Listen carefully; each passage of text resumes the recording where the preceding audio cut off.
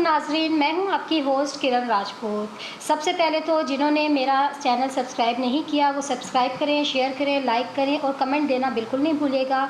जी नाजरीन, आज कामयाब पाकिस्तानी के लिए मैं जिस शख्सियत का तारुफ आपसे करवाने जा रही हूं, उनकी आप बीती, उनकी ज़बानी सुनवाने जा रही हूं, वो किसी तारुफ के मोहताज नहीं है। कुछ शख्सियत ऐसी होती हैं जिनके लिए अल्फाज कम पड़ जाते हैं और आज मेरे पास अल्फाज की बहुत शिद्दत से कमी है, क्योंकि मैं इनके एजाज़ में क्या बोलूँ मुझे समझ में नहीं आता। एक बहुत बड़ा नाम, सनती तिजारत का एक कामयाब नाम, एक बहुत बड़ा नाम। और आज हम इनका तारुफ़ करवाएंगे आपसे। हनीफ गौहर साहब, जो आबाद के साबिक चेयरमैन भी रहे हैं और यूपीजी सिंध के जनरल सेक्रेटरी भी हैं। तो नाजरीन, हम इन्हीं से इनकी ज़बानी सुनते हैं कि इनकी आप बीती, इन्होंने किस तरह मेहनत की, किस तरह स्ट्रगल की और आज जिस मकाम पर ये बैठे हैं, जिस ऊंचाई पर ये बैठे हैं, उस हवाले से ये क्या कहते हैं। अस्सलाम वालेकुम सर। जी वालेकुम सलाम। सर, सबसे पहले तो हमें बताइएगा आपने अपनी तालीम के हवाले से, और दूसरा ये कि अमली ज़िंदगी में जब आपने कदम रखा तो वो कौन सा दौर था और क्या सोचकर आपने इस कारोबार में जो है कदम रखा। हाँ किरण, सबसे पहले तो मैं आपको वेलकम करूंगा कि आप मेरे ऑफिस तशरीफ़ लेकर आई हैं गौर ग्रुप ऑफ कंपनीज़ के, और आपकी पूरी टीम को, कैमरामैन को, बाकी दीगर साथियों को। आपने जो माजी के बारे में मुझसे जो आप पता पूछ रही हैं, तो मेरा माजी जो कराची की एक ओल्ड सिटी एरिया है, सिविल हॉस्पिटल के पास चांद बीबी रोड और रिसाला पुलिस स्टेशन है, वहाँ पर मेरी वहाँ पैदाइश हुई है। मेरे वालिद साहब पुलिस अफसर थे और वहीं से मेरा सरकारी स्कूल में कोतवाल बिल्डिंग है, डॉ मेडिकल कॉलेज के बिल्कुल सामने, वहाँ से मेरा मैट्रिक हुआ। और मैट्रिक के बाद सामने उर्दू कॉलेज है, वहाँ से मेरा इंटरमीडिएट हुआ और फिर कराची यूनिवर्सिटी से जो है तो मेरा ग्रेजुएशन हुआ। आफ्टर मैट्रिक जो है, जो उस वक्त जो सोच हुआ करती थी कि कोई ना कोई काम साथ साथ सीखना चाहिए, तो उस काम को सीखने के लिए और करने के लिए मैंने सबसे पहली मुलाजमत की 500 रुपये की यंग ट्रेडर्स के अंदर जोड़िया बाज़ार में क्लियरिंग एंड फॉरवर्डिंग की कंपनी थी। और वहीं से ग्रेजुअली काम करते करते करते शौक़ हुआ कि अपना कोई काम करना है या अपना कोई बिज़नेस करना है, तो मैंने बहुत छोटे लेवल के ऊपर वहाँ से फिर अपना कोई बिज़नेस स्टार्ट किया मैंने। सर, उसके पीछे घर वालों की कुछ थोड़ी सी सख्ती थी या आपका एक शौक़ था कि कुछ करना है, कुछ बनना है? नहीं, घर वालों की कोई सख्ती नहीं थी। घर वालों को तो पता भी नहीं होता था कि मैं क्या कर रहा हूँ, क्योंकि मैंने आपको बताया कि मैं पुलिस अफसर का बेटा था। तो घर वालों से खुदा ना खासा ऐसी भी कोई परेशानी नहीं थी कि कोई गरीबी हो या, जी हाँ, खुद पैशन था कि खुद कुछ करना है अपनी ज़िंदगी में। उसको सामने रखते हुए कोशिश कर रहा था कि कोई ना कोई काम खुद किया जाए। तो उस सूरत में मैंने जो हूँ तो बिल्कुल ग्रास रूट से फिर मैंने काम स्टार्ट लिया और ग्रेजुअली अल्लाह ने मेहरबानी की, मेहनत करता रहा तो तरक्की होती रही साथ साथ। फिर सऊदी अरब चला गया। ये भी शौक़ था कि बाहर की दुनिया जाके देखी जाए कि बाहर लोग किस तरीके से काम करते हैं, कैसे पैसे कमाते हैं। तो बाहर की ज़िंदगी में चले गए। जो पहले स्टार्ट लिया था 82 में लिया था जब मैट्रिक किया था, और फिर 86 में 3-4 साल यहाँ पर काम किया और काम करने के बाद सऊदी अरब चले गए और वहाँ 2 साल काम किया। 2 साल वहाँ से रिज़ाइन करने के बाद पाकिस्तान आए और पाकिस्तान आने के बाद फिर एक तरीके से ग्रास रूट से स्टार्ट किया। जो कुछ फ़ंड्स बचा के लेकर आए थे सऊदी अरब से, उससे पैसों से काम यहाँ पर कारोबार छोटा सा शुरू कर लिया। ये ड्यूटी फ्री शॉप मेरे ऑफिस के नज़दीक है, तो यहीं पर हमने करेंसी का काम और ए फॉर्म होता था, इलेक्ट्रॉनिक्स मार्केट का सामान निकाला करते थे, वो कारोबार शुरू किया। तो आस्ते आस्ते करते करते ये हुआ कि 3-4 साल लग के तो कोई 92 के अंदर मनी एक्सचेंज के लाइसेंस मिलना शुरू हो गए। तो जब वो मनी एक्सचेंज के लाइसेंस मिले तो फिर मैंने और मलिक बोस्तान और हमने 2 पार्टनर्स और थे, तो हमने मिलकर एक लाइसेंस ले लिया स्टेट बैंक ऑफ पाकिस्तान से। और फिर हम स्टेट बैंक ऑफ पाकिस्तान से लाइसेंस लेने के बाद पहला money changer, Bostan money changer हमने खोला और इसके बाद हम एक्सचेंज का काम करने लगे और काफ़ी अरसे तक हमने एक्सचेंज का काम किया। और उसी दौरान जो है हमें फिर ये तजर्बा हुआ कि कंस्ट्रक्शन का काम करें, तो इस तरह से फिर कंस्ट्रक्शन की फील्ड में आई। तो जिस तरह अल्लाह ने इज़्ज़त दी, वहाँ पर एक्सचेंज के काम में एक नाम बनाया, एक ब्रांड बनाया, और उसी तरह इस काम में जब आए मेहनत करते रहे तो अल्लाह ने यहाँ पर भी जो 30-40 प्रोजेक्ट जब हमने कर लिए, डिलीवर कर लिए, तो यहाँ पर भी अल्लाह ताला ने इज़्ज़त दी और नाम बना दिया। जी जी सर, वो कौन सा जज्बा होता है कुछ करने का, कुछ करने की लगन में वो जज्बा कारफरमा रहता है? दूसरा, जब आपने ये काम शुरू किया था या आप इस फील्ड में आए थे, तो आप मकसद कहाँ कमज़ोर पड़े, कहाँ आपको हिम्मत पड़ी, उस हवाले से बताइएगा। देखें किरण, कमज़ोर तो जो पड़ जाए तो वो इंसान टूट जाता है। अगर देखिए नशेब व फराज तो ज़िंदगी में आते हैं, उन नशेब व फराज का मुकाबला करना होता है। तो अल्हम्दुलिल्लाह कि अल्लाह ताला ने वो सकत दी थी कि हम उसका मुकाबला कर सकें। तो टूटे नहीं, टूटे तो बड़ी बड़ी परेशानियाँ भी आईं। अल्लाह का शुक्र है कि जब भी कोई परेशानी आती थी तो अल्लाह ने वो हिम्मत दी है कि उसका हल ढूंढने की तरफ गए। कभी ये परेशानी नहीं हुई कि अब खुदा न खास्ता अब क्या होगा, तो फिर अल्लाह से जाते थे, रोते थे, मांगते थे, खाना काबा चले जाते थे अल्लाह से मांगने। तो वो अल्लाह ताला फिर नई हिम्मत के साथ दोबारा मैदान में आते थे। और वो नशेब व फराज की जो मैं बात कर रहा हूँ, तो कई दफ़ा ज़िंदगी में उतार चढ़ाव हुआ है, कोलैप्स हुए, ज़ीरो हुए, ज़ीरो से फिर हीरो हुए। तो ये इसके पीछे बड़ी बड़ी तकलीफ़ें, बड़ी बड़ी दास्तानें हैं, वो सारी गुजारी, मुकाबले किए सब चीज़ों के। तो अल्लाह का शुक्र है परेशान कभी नहीं हुए। एक यही सोचा कि अपनी होनेस्टी को कभी ख़राब नहीं करना, अपनी क्रेडिबिलिटी को कभी ख़राब नहीं करना। 2-4 ज़िंदगी के उसूल बनाए, उन उसूलों ने जो है तो आगे आस्ते आस्ते ग्रेजुअली लाते लाते आज इस मकाम पे पहुंचा दिया कि आज पूरे पाकिस्तान में कराची से लेकर खैबर तक कोई बिज़नेस कम्युनिटी के लोग ऐसा कोई नहीं है कि जो मुझे ना जानते हों या जो जिनसे मेरा कोई ताल्लुक़ ना हो। और अल्हम्दुलिल्लाह जिस बिज़नेस की मैं बात कर रहा हूँ, association of builders end developer आबाद, उसका अल्हम्दुलिल्लाह मैं चेयरमैन भी बन गया। और federation of Pakistan chamber of commerce, जहाँ पाकिस्तान के टॉप बिजनेसमैन होते हैं, टॉप इंडस्ट्रियलिस्ट होते हैं, उसमें मैं वाइस प्रेसिडेंट और सीनियर वाइस प्रेसिडेंट भी बना। और अल्हम्दुलिल्लाह जिस तरह अभी आपने इंट्रो में बताया कि मैं अपने ग्रुप का सेक्रेटरी जनरल हूँ सदर्न रीजन का, और मैं as a secretary general act कर रहा हूँ। बहुत एक्टिव मेंबर हूँ अपने यूनाइटेड बिज़नेस ग्रुप, जो पाकिस्तान का सबसे बड़ा बिज़नेस ग्रुप है। वो क्या जज्बा, वो क्या कोशिश होती है, वो क्या लगन होती है कुछ बनने के लिए? आप माशाल्लाह पाकिस्तान का एक बड़ा नाम है और ग्रुप ऑफ कंपनीज़ के चेयरमैन भी बन गए। तो सर जब आपने ये स्टार्ट किया था तो क्या सोचा था कि आज आप जहाँ बैठे हैं जिस मकाम पर, यहाँ तक पहुँचने के लिए किन मराहिल से गुजरे आप? देखिए किरण, मकसद इंसान ने उसे नहीं पता होता उसका मुस्तकबिल क्या होगा। ना मुझे पता था कि ये मुझे अल्लाह ताला ये इज़्ज़त देगा, ये मकाम देगा, इतनी दौलत देगा। लेकिन मेरा जज्बा था कि बस काम काम काम, क्योंकि जो रसूलुल्लाह सल्लल्लाहु अलैहि वसल्लम का भी फरमान यही है, कायदे आज़म का भी फरमान ये है कि आपने काम करते रहना है और आपने क्रेडिबिलिटी पे कोई कंप्रोमाइज़ नहीं करना। तो मेरे सामने जो भी काम आया, मैंने कभी काम को छोटा या बड़ा नहीं समझा कि खुदा ना खास्ता ये काम मैं करूँगा तो मेरा कद छोटा हो जाएगा या मुझे कोई शर्म आनी चाहिए इस काम पे। तो मैंने कभी किसी काम में शर्माया नहीं और उस काम को मैंने काम समझ कर किया। जब वो काम समझ कर मैंने किया तो उसमें आस्ते आस्ते तरक्की मिलती रही। वहीं से मेरे को दूसरा रास्ता नज़र आया, फिर मैं दूसरे रास्ते की तरफ गया तो मुझे मज़ीद तरक्की मिलती रही। तो इस वजह से कभी कोई परेशानी मेरे को अल्हम्दुलिल्लाह नहीं हुई और मैंने कभी ये नहीं सोचा कि ये काम छोटा है। हर बड़ा काम जो है तो शुरू में छोटा होता है और वो छोटा काम ही आस्ते आस्ते करके बड़ा होता है। तो मैं यही आजकल सबको कहता हूँ, यूनिवर्सिटी के बच्चों को भी यही कहता हूँ कि आज आप लोग ग्रेजुएशन कर लेते हैं तो आप ये समझते हैं कि हम फौरी तौर पे ये मकाम हासिल कर लें, लेकिन आज जब आप लोग यूट्यूब पे सर्च करते हैं, जब हम किसी यूनिवर्सिटी में जाते हैं लेक्चर देने के लिए, तो वो सब यही समझते हैं कि हमारे आज के स्टेटस को देख रहे होते हैं। तो मैं उन्हें जाकर अपनी प्रीवियस ज़िंदगी बताता हूँ, अपनी माजी की ज़िंदगी बताता हूँ कि हमने ज़िंदगी में क्या क्या तकलीफ़ गुजारी हैं, हमारा स्टार्ट कैसे था, हमने कितनी मेहनत की है और उस मेहनत के बाद आज हम यहाँ पहुँचे हैं और बग़ैर किसी अपना नाम ख़राब किए हुए, क्रेडिबिलिटी।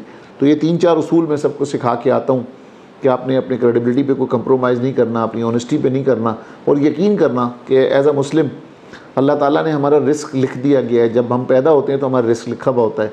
अब आपने हासिल कैसे करना है वो आपके अपने ऊपर है। कोई लोग शॉर्टकट के चक्कर में जाते हैं तो हमेशा वो मुँह के बल गिरते हैं और उनका क्रेडिबिलिटी नाम ख़राब होता है, तो वो दोबारा तरक्की नहीं कर सकते।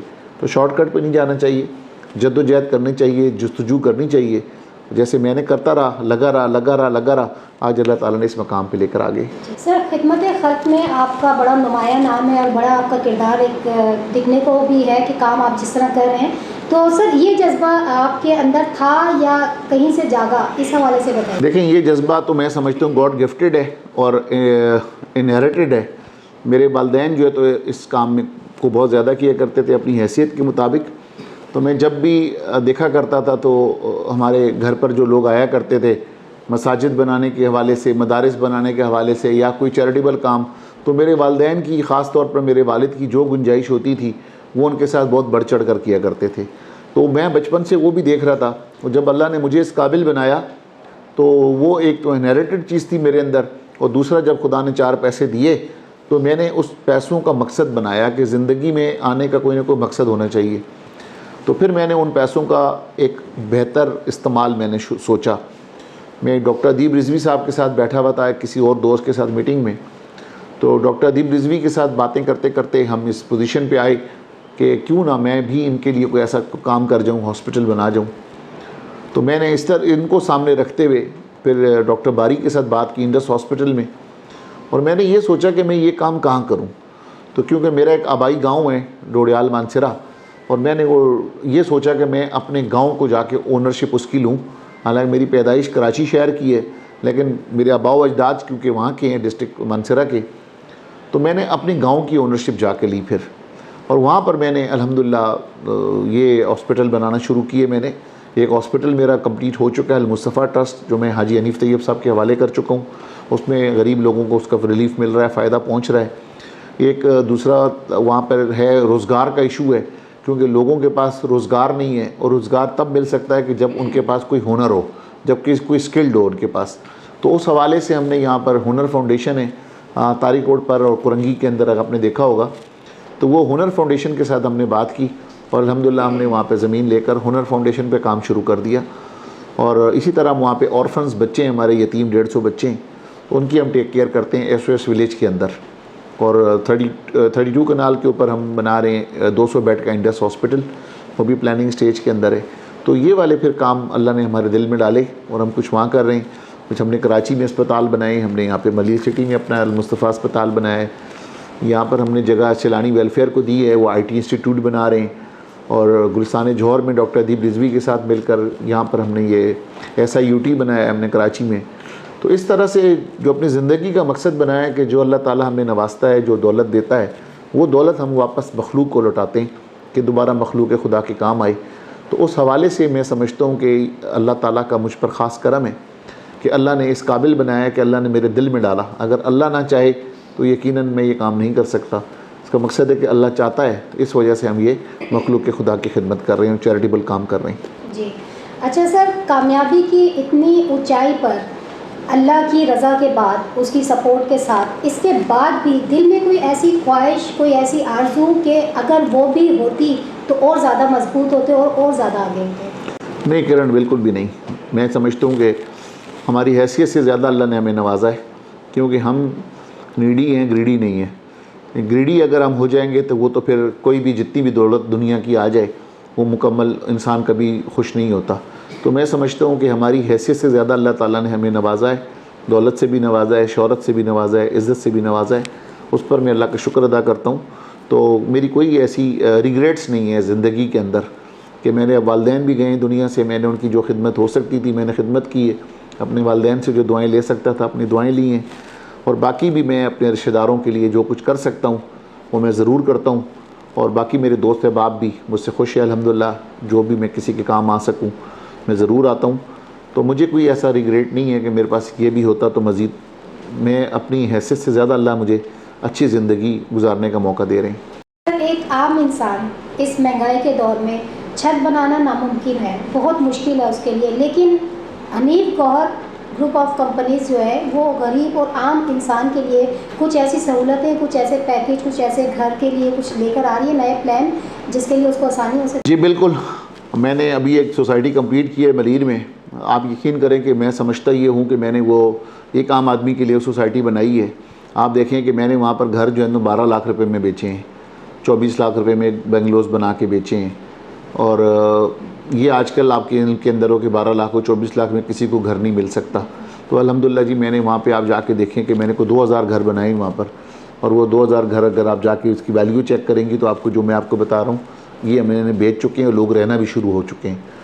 दूसरा, मैंने आम आदमी के लिए मैंने proposal prime minister housing scheme के लिए मैंने यहाँ पर बना के दिया कि मेरे 250 एकड़ ज़मीन थी, तो उस पर मैंने कहा कि मैं लो कास्ट हाउसिंग बना दूँ कि नो लॉस नो प्रॉफिट के ऊपर, कि मैं घर बना कर दे दूँ यहाँ पर 120 गज़ का लोगों को, यही 24-25 लाख के अंदर। तो वो मैंने प्रपोज़ल बना के भेजा, लेकिन बदकिस्मती से जो है प्राइम मिनिस्टर इमरान खान की हुकूमत चली गई, तो इस वजह से वो प्रोग्राम जो है तो अपनी जगह पे रह गया।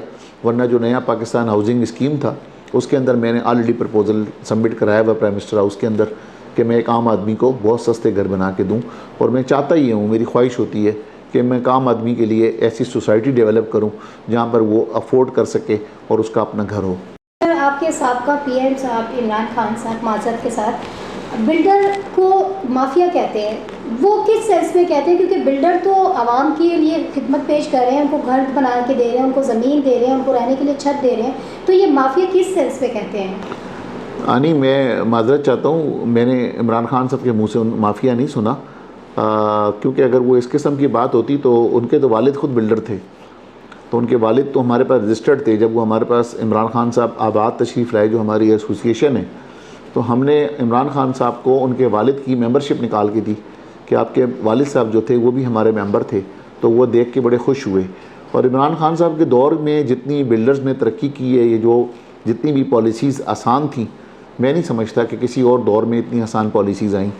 जितना कि स्टेट बैंक को उन्होंने कहा था कि ये जैसे दुनिया में ईजी इंस्टॉलमेंट के ऊपर लोग घर लेते हैं, तो आप इनको 3%, 5%, 7% पे लोन दें, तो बहुत सारे बैंकों ने लोन देना शुरू किए। इससे पहले तो कभी कोई बैंक जो है तो एक तरीके से ग्रे लिस्ट में या ब्लैक लिस्ट में डेवलपर बिल्डर को डाला हुआ था। तो इमरान खान साहब ही की कोशिशों से उन बैंकों ने लोन देना शुरू किया। इमरान खान साहब की कोशिशों से जो है तो कंस्ट्रक्शन इंडस्ट्री के लिए जो तो पॉलिसीज़ आसान हुई। तो मेरे ख़्याल से, मेरी नॉलेज में नहीं है, और वो कि उन्होंने बिल्डर के लिए ये अल्फाज इस्तेमाल किए हों।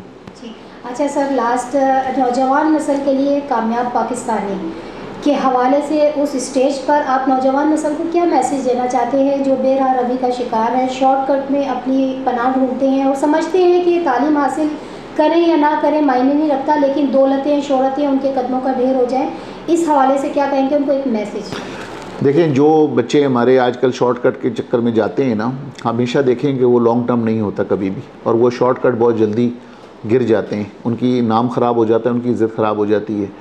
और जो लोग हमारे यहाँ पर गलत कामों में पड़ चुके हैं, तो वो लोग भी कभी कामयाब नहीं होते। उनको आर्जी तौर पर तो ज़रूर रोशनी नज़र आ रही होती है, लेकिन मुस्तकबिल में उन्हें अंधेरे के अलावा कुछ नज़र नहीं आता।